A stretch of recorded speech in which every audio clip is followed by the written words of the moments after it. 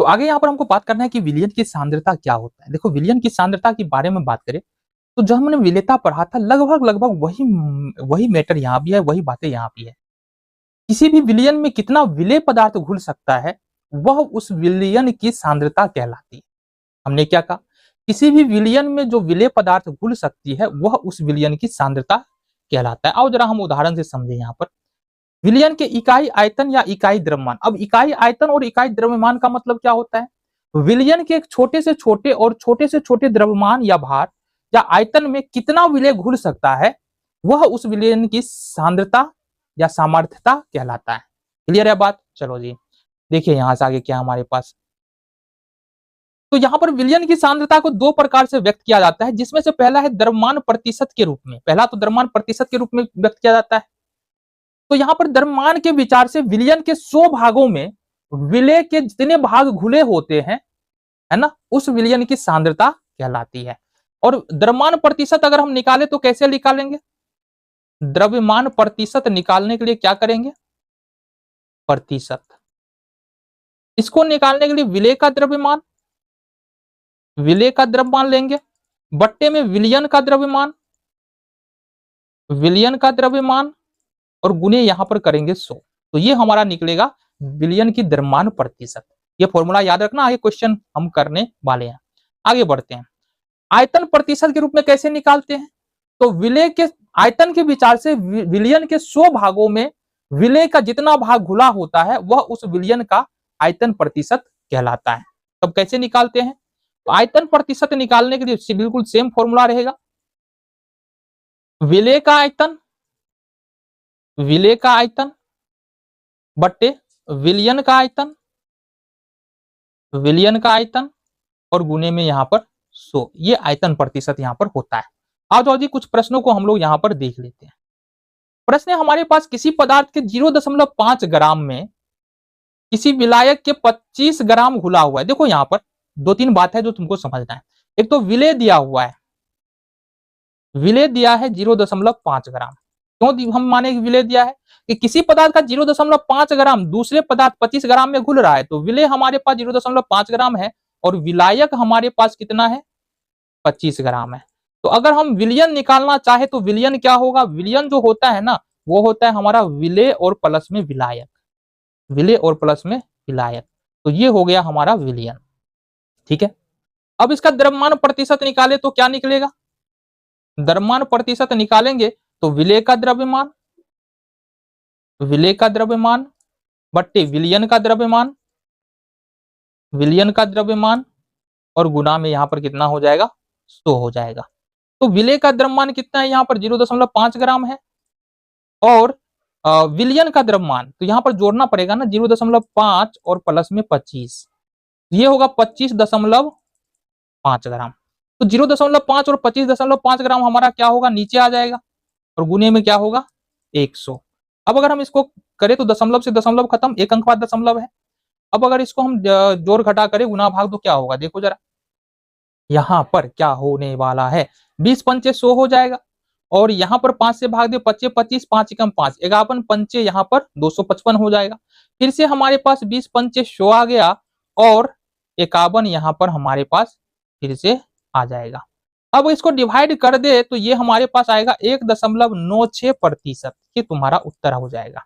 तो द्रव्यमान प्रतिशत हमने यहाँ पर निकाल लिया। चलो जी, अगले प्रश्न की ओर हम लोग रुक करते हैं। दूसरा प्रश्न है, किसी विलयन के 125 ग्राम में, अब यहां पर हमारे पास डायरेक्टली विलयन दिया है, विलयन का 125 ग्राम दिया हुआ है। ठीक है, और किसी पदार्थ का 29.2 ग्राम घुला हुआ है, यानी कि विलेय दिया है यहां पर 29.2 ग्राम। ठीक है, तो इस विलयन का सांद्रण क्या होगा? तो विलयन का प्रतिशत सांद्रण, द्रव्यमान प्रतिशत सांद्रण हमको निकालना है। तो इसके लिए क्या होगा? विलेय का द्रव्यमान, विलेय का द्रव्यमान लेंगे बट्टे विलयन का द्रव्यमान, विलयन का द्रव्यमान और गुने में करेंगे 100। तो आ जाओ बाबू, विलेय का द्रव्यमान यहाँ पर 125 है और 29.2 ग्राम ना, तो 29.2 ग्राम लेंगे और यहाँ पर विलेय का जो विलायक का विलयन का द्रव्यमान 125 है तो 125 ले लिए और गुने में यहाँ पर कर देंगे 100। 25 चौका 100 और 25 पंचे 125। अब इसको तुम अगर गुना करो तो 4 दूनी 8 दशमलव 9 चौके 36 का 6 हासिल 3 4 दूना 8 3 11 तो 116.8 और नीचे में 5 है तो 5 से हम डिवाइड करेंगे कितना होगा 5 दूनी 10 5 दूनी 10 बचेगा 1 6 है ना। तो 5 दिया है 15 1 8 ठीक है 1 5 दिया है 15। 1 मिनट रुक जाओ फिर से 5 दिया कितना होगा 15। अब बचा क्या हमारे पास 18 था ना 3 बच रहा है और 0 बचेगा तो क्या होगा 5 का 30। तो ये हमारे पास निकलेगा 23.36%। तो यहाँ से हमारे पास किसी विलयन की 125 ग्राम में किसी पदार्थ का 29.2 ग्राम घोल दे तो जो विलयन का सांद्रक निकलेगा वो निकलेगा 23.36%। तो तीसरे नंबर का प्रश्न है हमारे पास जल के 85 घन सेंटीमीटर आयतन में अल्कोहल का 25 घन सेंटीमीटर घुला हुआ है तो विलयन में अल्कोहल का प्रतिशत ज्ञात करें। जल के 85 घन सेंटीमीटर आयतन में अल्कोहल का 25 घन सेंटीमीटर यहाँ पर घुला हुआ है।